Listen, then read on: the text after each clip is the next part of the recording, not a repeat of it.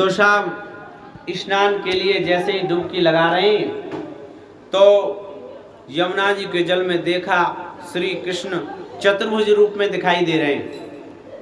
चतुर्भुज रूप में न तो हम स्मम त्वाखिल हेतुम नारायणम पुष्य मध्य मध्ययम यन्नाभिजाता धनवेंद लोका ब्रह्मा विरासी यतये स्वरूपा। अक्रूर जी ने भगवान की स्तुति गाई। जब स्नान कर रहे तो देखा यही कन्हैया भीतर है, यही रथ में बैठे दिखाई दे रहे हैं, अंदर यमुना जी में शेषनाग पे दिखाई दे रहे हैं, बाहर रथ में बैठे। डुबकी लगाकर जैसे ही बाहर निकले देखे तो रथ में हैं। तब अक्रूर जी को कन्फर्म हो गया कि ये तो साक्षात भगवान हैं। अरे भाई, जिसकी नाभि से कमल उत्पन्न होता है और ब्रह्मा प्रकट होते हैं, ये कंस फंस तो कुछ भी नहीं है, ये तो मच्छर है, ये भगवान का क्या बिगाड़ेगा। उनको विश्वास हो गया। तो अक्रूर जी स्नान करके चले गए और फल वल लेकर के आए। फलवल लेकर के आए। भगवान बोले आपने स्नान कर लिया। अक्रूर जी का लहजा बदल गया। अब तक बेटा बेटा करके बोलते थे, अब वो सब बंद। भगवान बोले अब इनकी समझ में आ गई। अक्रूर जी भगवान को लेकर के आ गए। देखो हमारे अंतर मन में ये विश्वास हो जाता है, जब ये विश्वास जग जाता है ना कि घटघटवासी परमात्मा कर्तुम कर्तुम समर्थ ईश्वर और जो पल पल हमारे साथ है वो कभी हमें छोड़ करके कहीं नहीं जाता, तो ये विश्वास जब मन में बैठ जाए तो आत्मबल बढ़ता है, फिर आदमी घबराता नहीं है। और एक दिन मैंने आपको कथा में कहा था कि सत्य ही ईश्वर है।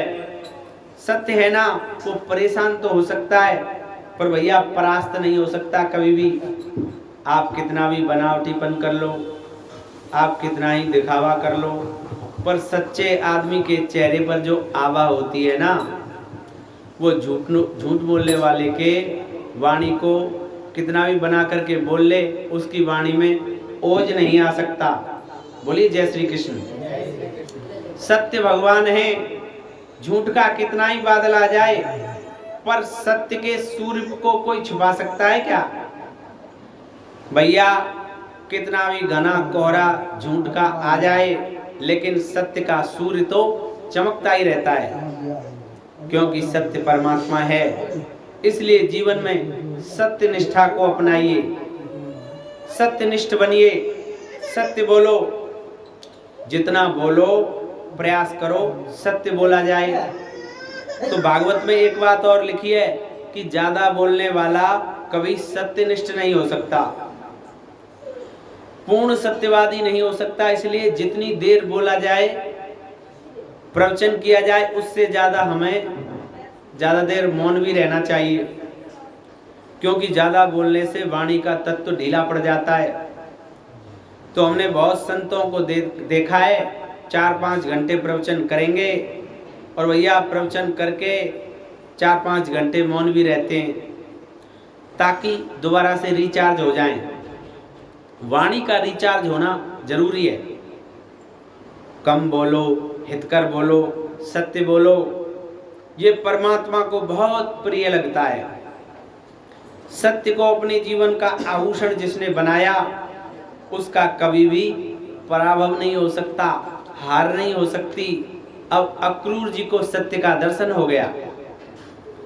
भगवान ने इशारों में कह दिया कि भैया मैं कंस को नहीं मारूंगा। भगवान कह रहे हैं मैं कौन होता हूं मारने वाला। काका जी दुनिया का चक्र चलता है, हम जो बोएंगे वही काटेंगे। तो बोया पेड़ बबूल का आम कहां से होए। व्यक्ति जब अशुभ कर्म करता है तो ये सोचता नहीं कि इसका परिणाम क्या होगा, परिणाम को सोच करके चले तो ऐसा करे ही क्यों।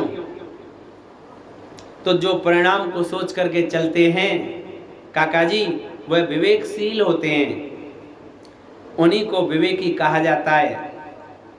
यमुना जी के पास में बड़ा ही सुंदर बाग है, यमुना बाग। तो नंद बाबा कृष्ण के मित्र वहाँ पहले पहुँच गए, क्योंकि वो तो शाम को ही चले गए। और सवेरे होते ही भगवान मथुरा भ्रमण करने के लिए जाएंगे, इसलिए यमुना बाग में ठहर गए। तो सुबह होते ही भगवान मथुरा भ्रमण करने के लिए जा रहे हैं। अब तो मथुरा में बच्चे, जवान, बूढ़े, बेटियां सब दौड़ पड़े। पूतना मारने वाला आ गया, पूतना मारने वाला आ गया, चलो चलेंगे देखेंगे। क्योंकि नंदगांव कोई मथुरा से ज्यादा दूर नहीं है, सबको पता चल गई कि पूतना कृष्ण ने मारी है।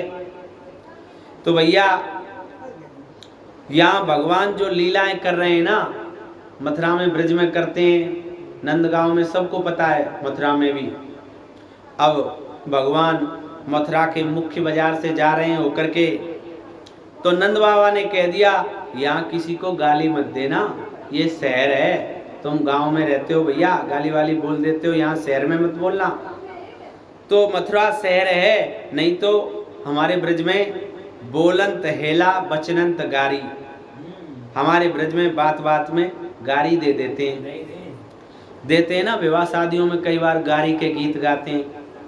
तो ब्रज में गाली को ब्रज में गारी बोलते हैं, क्योंकि गाली जो होती है ना उसमें अभद्रता होती है और गारी में मिठास होती है। तो अब कृष्ण के मित्रों ने देखा, क्योंकि प्रसाद शिखरारूढ़ा प्रत्युत फुल्लम मुखाबुजा, महल की अट्टारियों पर माताएं बहनें बैठी हैं और सुमन बरसा रही हैं। सुमन, भगवान को सुमन ही चाहिए। सुमन का मतलब फूल से ही नहीं होता, सुमन का मतलब होता है सुंदर मन। परमात्मा को तुम्हारा सुंदर मन चाहिए, तुम्हारा लिफाफा नहीं चाहिए, सोना चांदी धन दौलत नहीं चाहिए, तुम्हारा मन कैसा है परमात्मा ये देखता है। इसलिए निर्मल मन सो मोहि पावा, मोहि कपट छल छिद्र न भावा। मन में कपट मत रखो, भगवान के सामने तो बिल्कुल मत छिपाओ। इसलिए अपने सुंदर मन को मथुरा की नारियां समर्पित कर रही हैं, भगवान को चढ़ा रही हैं। कृष्ण के मित्रों ने कहा मथुरा में प्रवेश करते ही इतना स्वागत हो रहा है हमारा, और मामा जी के दरबार में पता नहीं कितना स्वागत होगा। तो भगवान तो भोले लोग भगवान को बहुत प्यारे लगते हैं, भोले भाले, छोटे छोटे ग्वाल बाल सखा सब आ गए। कन्हैया हम चलेंगे आपके संग, देखो इस गली में ये चीज है, यहाँ पर ये बहुत बढ़िया चीज है, यहाँ बहुत बढ़िया सरोवर है, इधर मूर्ति लगी हुई है। तो भगवान उंगली पकड़ करके उन छोटे छोटे बच्चों के साथ घूम रहे हैं। इसका मतलब है अपने मन को बच्चों जैसा निर्मल बनाओ, निखालस मन को बनाओ। आपने छोटे बच्चों में ऐसे कर दिया, थोड़ा सा रोने लग गए और आपने खाने की वस्तु दे दी, भूल गए सब कुछ। तो बाल गोपालों को भगवान का रूप भी कहा गया है। अरे बोलो ना प्रेम से जय श्री कृष्ण। तो इसलिए दत्तात्रेय जी महाराज ने एक बच्चे को ही गुरु बना लिया। फिर धोबी से वस्त्रों की याचना कर ली भगवान ने। तो धोबी ने अभद्रता की, अभद्र भाषा का प्रयोग किया, तो भगवान ने से झगड़ने लगा, तो भगवान द्वारा मारा गया। आप सत्य मानना, भगवान मथुरा में जो लीलाएं कर रहे हैं ना, कंस अपने महल में लाइव देख रहा है सब कुछ।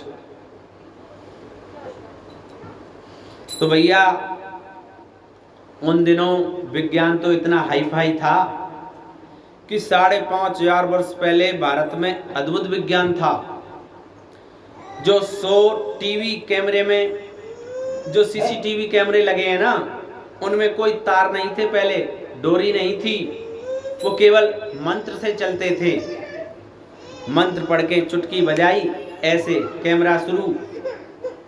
और आप कहाँ जा रहे हैं, आप क्या कर रहे हैं, अपने आप को देख रहा है। आपने विशेष मंत्र से निर्देश दे दिया कि इस व्यक्ति पर नजर रखना, तो आप जहाँ भी जाओगे कैमरा अपने आपके फोटो भेजते रहेगा। ऐसा हाई क्लास विज्ञान मेरे राष्ट्र में था।